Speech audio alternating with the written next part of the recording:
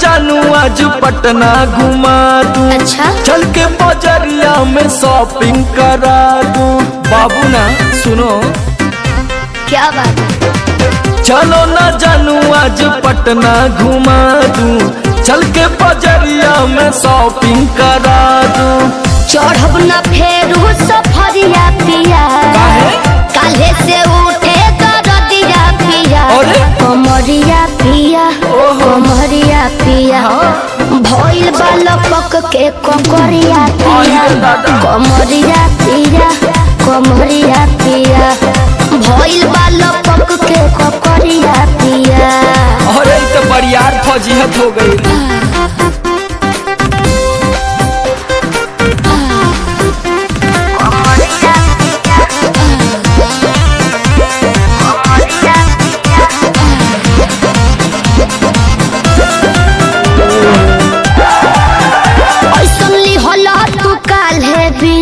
राजा जी लागे भइल बा कमरिया की रेख राजा जी। बुझो नहीं बुझाता बुझाता सुना नहीं रहबू संभर के गोरी तमनवा चिहुकबे करी। जति जोश में खो देबू होश कमरिया मुरुकबे करी। राते तू कइला गरदिया पिया, पोरे पोरे हो खता दरदिया पिया। कैसे कमरिया पिया कमरिया पिया, भइल बालक के ककरिया पिया। कमरिया पिया कमरिया पिया, भइल बालक के ककरिया पिया। पिछला उस सीजन में तोरी है नाटक रहे।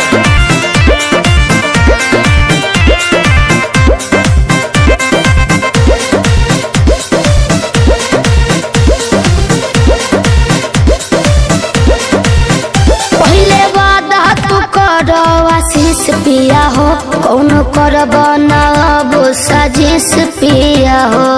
लगनू चोनाए एगो काम करा बिना डीपी से झरवा लेबू तो बहुते आराम करी हो। जब दबी है कमर समर दवाई नियन काम करी हो। बुझाइल ले आवई मदन हरदिया पिया, पगली तबे नु जाई सरदिया पिया। कमरिया पिया कमरिया पिया, भइल बालक के ककरिया पिया।